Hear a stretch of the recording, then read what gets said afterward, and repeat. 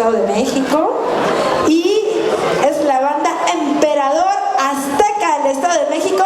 Platícanos un poquito acerca de esta banda, Osvaldo. Efectivamente, déjame ver mi acordeón por acá porque lo traigo un poco perdido.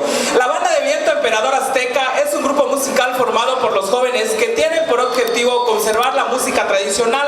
Otro de los objetivos de esta banda es dar a conocer la música huasteca en su estado de México y sus alrededores, para que así la gente conozca esta bonita música de Huapango.